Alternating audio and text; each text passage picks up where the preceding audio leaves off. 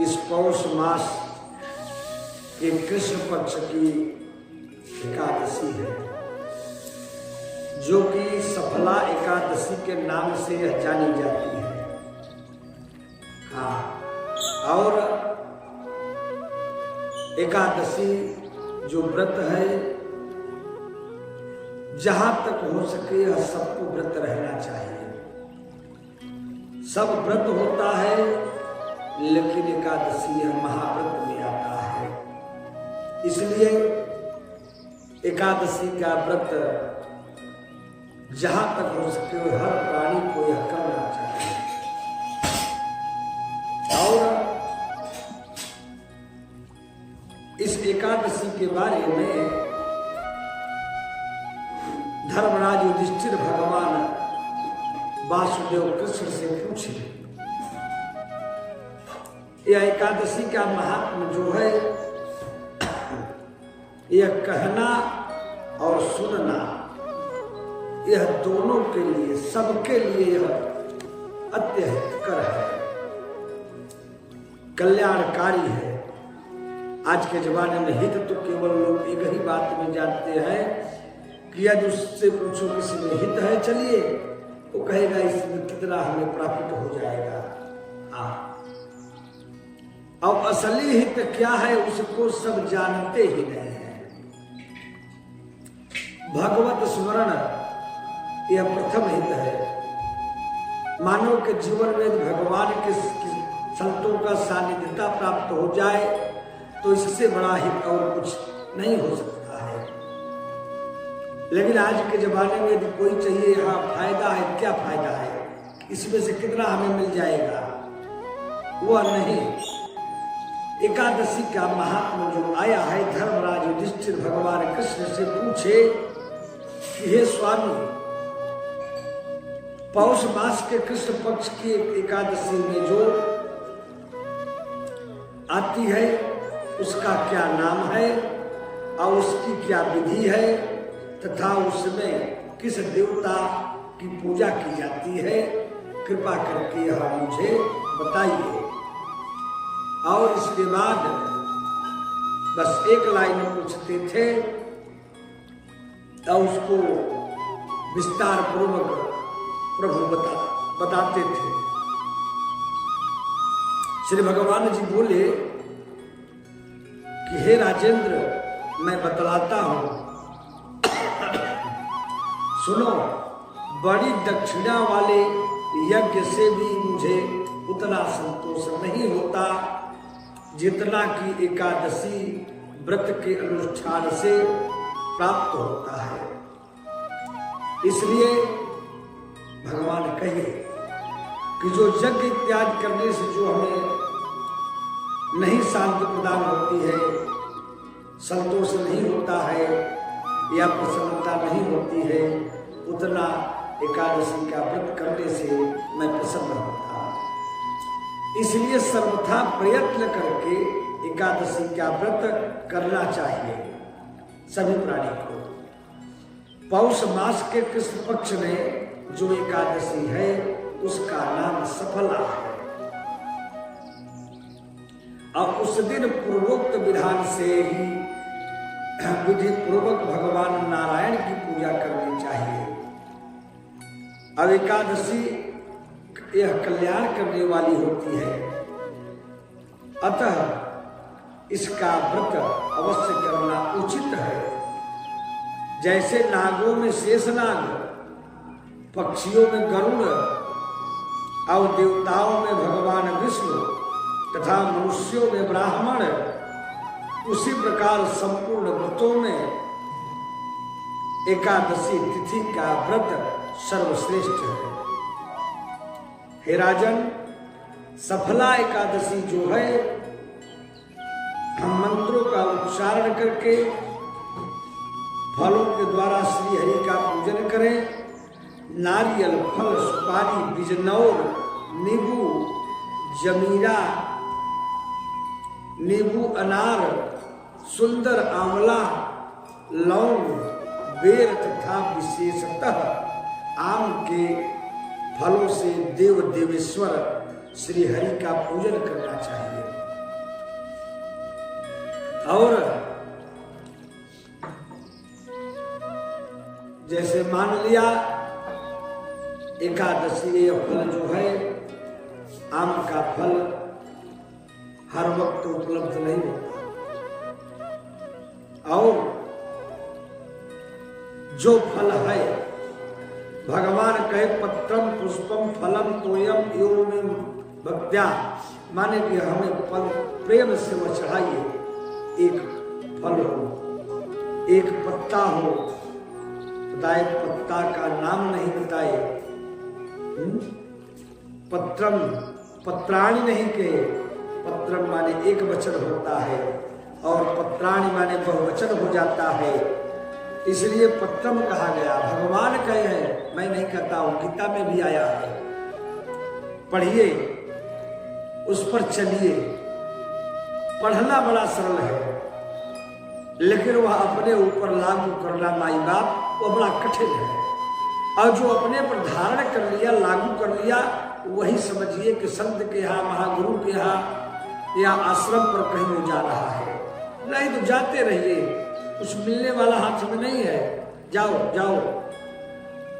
लेकिन यदि अपने ऊपर लागू हो जाता है तो यह जान लीजिए कि निश्चित रूप से किसी महापुरुष की हमारे ऊपर छाया या संत का सानिध्यता या भगवान राम कीर्तनों का गुणगान करना, उनके नामों का भजन करना, समझिए यह अब हम ऊपर हमारे लागू हो रहा है। और यह सफला एकादशी को विशेष रूप से दीपदान करने का विधान है। रात को वैष्णव पुरुषों के साथ जागरण करना चाहिए। जागरण करने वाले को जिस फल की प्राप्ति होती है वह हजारों वर्ष तपस्या करने से भी नहीं मिलता। एकादशी व्रत रहिए, उसका पालन कीजिए। पता चली एकादशी व्रत है, भैया फलहार बनाए दे का, अरे भाई फलहार बना दीजिए, 2 किलो आलू उबाल दीजिए, बना दीजिए, फल लाइए, दूध लाइए, दही लाइए। फल व्रत का मतलब होता है त्याग। त्याग करने से यह जीवन धन्य होता है। और हे नृपश्रेष्ठ, अब सफला एकादशी की शुभ कारिणी कथा सुनो। चंपावती नाम से विख्यात एक पुरी है जो कभी राजा माहिष्मतक की राजधानी थी, और राजर्षि महिष्मत के 5 पुत्र थे। उनमें से जो श्रेष्ठ पुत्र था वह सदा पाप कर्म में ही लगा रहता था, और पर स्त्रीगामी और वेश्यासक्त था। उसके पिता के धन को, माने कि अपने पिता के धन को वह पाप कर्म में ही खर्चा करता था। यह भी जान लीजिए, यह प्रारब्ध ही होता है जो कि सार्थक धन कमाया हुआ वह पुत्र यदि वह उस जन्म का शत्रु है तभी वह उसको गलत दिशा में ले जाएगा। वह दुराचार और पापाचार करता रहता है। वह सदा दुराचार परायण तथा ब्राह्मणों का निंदक था। हाँ, ब्राह्मणों का सदैव निंदा करने वाला, उनका उपहास करने वाला और उनको अपमानित करने वाला। आजकल भी एक प्रथा बड़ी तेज चली है। खैर, यह तो हमारा श्रीमद् भागवत भगवान के द्वारा कहा हुआ यह शब्द है कि वह ब्राह्मण का निंदक था। ये पहले से चला आया है, आज भी यह प्रथा बहुत अच्छी चल रही है। निंदा करना या कोई निंदा हो रही है, यदि लोग वहां बैठ गए, कहे फला आदमी को उसमें एक कमियां है, मैं तो पहले से ही जानता था कि वो गंदा आदमी है, उसको उसका लोग पूछा करते हैं। अच्छी बातों कोई नहीं बढ़ावा देता। यदि कोई कह दिया कि फला जगह तो बहुत बड़ा एक दानी आया है, तो सुनने वाले को उदासी आने लगती है, वह सुनना नहीं चाहता है। वो कहता है अभी तुमने दुनिया देखी कहाँ है, बहुत बड़े से दानी और धर्म में पड़े हुए हैं। उस बात को काट देते हैं, सुनना नहीं चाहेंगे। क्यों? कि उनको वह अच्छा नहीं लगती। पर निंदा होगी तो उसको बड़े आनंद से मालूम होता कितनी बड़ी उनको बूटी जड़ी मिल गई है। यद्यपि बाबा जी ने लिखे मानस में कि कभ वाठो जथा लाभ संतोषा, सपने हो नहीं देखे प्रभुषा। कभी भी किसी के दोष को मत देखिए। और वह अपने पुत्र को ऐसा पापाचारी देखकर राजा महिष्मत ने राजकुमारों से उसका नाम लुम्भक रख दिया। फिर पिता और भाइयों ने मिलकर उसे राज्य से बाहर निकाल दिया। लुम्भक उस समय नगर से निकलकर गहन वन में चला गया। आज क्या है, यदि बेटा गलती करता है तो उसको छिपा दिया जाता है, ढक दिया जाता है। यदि कोई कह भी देता है तो उससे झगड़ा भी हो जाता है। हाँ, कि तुम कौन होते हो या तुमने क्या किया, अपने बेटे को देखो। लेकिन जो धर्मनिष्ठ राजा थे ना, वो उसे बाहर निकाल दिए। और वह घनघोर जंगल में जब गया तो वहीं रहकर उस पापी ने प्रायः समूचे नगर का धन लूट लिया। एक दिन जब वह चोरी करने के लिए नगर में आया तो रात में पहरा देने वाले सिपाहियों ने उसे पकड़ लिया। किंतु जब उसने अपने वो राजा का महिष्मत पुत्र बतलाया तो सिपाहियों ने उसे छोड़ दिया। यानी वो बाहर रहता था लेकिन उसकी चोरी नहीं गई, क्योंकि जो स्वभाव पड़ जाता है जिसका माई बाप, वो छूटता नहीं है। जैसे चोरी करने का स्वभाव पड़ गया या किसी का धन हड़पने का स्वभाव पड़ गया या बहुत बात करने का स्वभाव पड़ गया, केवल हम बड़ बोलते रहेंगे और दूसरे की बात को नहीं सुनेंगे, यह स्वभाव पड़ गया। हाँ, वह छूटता नहीं है। फिर वह पापी वापस वन में लौट आया। प्रतिदिन मांस तथा वृक्षों के फल खाकर जीवन निर्वाह करने लगा। उस दुष्ट का विश्राम स्थल पीपल वृक्ष के निकट था। देखिए, अब बनने वाला है किसी का। यह बट वृक्ष, पीपल वृक्ष, ये देव वृक्ष है। इनके सन्निकट रहने पर सद्बुद्धि प्राप्त हो जाती है। वहां वह बहुत वर्षों तक पुराना पीपल का वृक्ष था और उस वन में वह वृक्ष का एक महान देवता माना जाता है। भाई, आज भी पीपल वृक्ष महान माना जाता है। भगवान के उसमें हमारा निवास है। और बहुत दिनों के पश्चात एक दिन किसी संचित पुण्य के प्रभाव से कुछ पुण्य संचित यानी पुराना अगले जन्म का या इस जन्म का जो आ जाता है, तो समय जब पाप का पूर्ण हो जाता है तब वह जागृत हो जाता है। कभी प्रायश्चित अपराध पाप भी जागृत हो जाता है। उसके द्वारा एकादशी का व्रत, हाँ, जाने में या अनजाने में सदैव बताया जाता है। अनजाने में उसका एकादशी के व्रत का पालन हो गया, किया नहीं था, हो गया। पौष मास के कृष्ण पक्ष की दशमी के दिन पापिष्ठ लुम्भक ने वृक्ष के फल खाए और वस्त्रहीन होने के कारण हाँ, क्योंकि जब जंगल में था, माता पिता बाहर कर दिए, सब उसका छिन खत्म हो गया धीरे धीरे, और रात भर जाड़े का कष्ट भोगा। उस समय न तो उसे नींद आई और न ही आराम मिल पाया, और वह निष्प्राण हो जाता है। लेकिन बचा निष्प्राण होते होते सूर्योदय होने पर भी उस पापी को होश नहीं हुआ, क्योंकि वह बेहोशी में था। और सफला एकादशी के दिन भी लुम्भक बेहोश पड़ा रहा।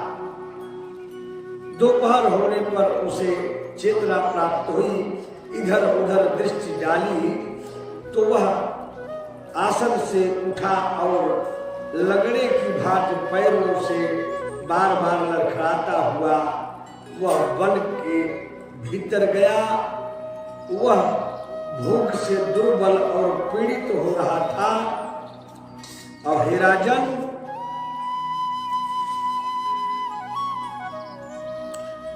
उस समय लुम्भक बहुत से फल लेकर जो ही विश्राम स्थान पर लौटा, त्यों ही सूर्यदेव अस्त हो गए। तब उसने वृक्ष की जड़ में बहुत से फल निवेदन करते हुए कहा, इन फलों से लक्ष्मीपति भगवान विष्णु संतुष्ट हो गए।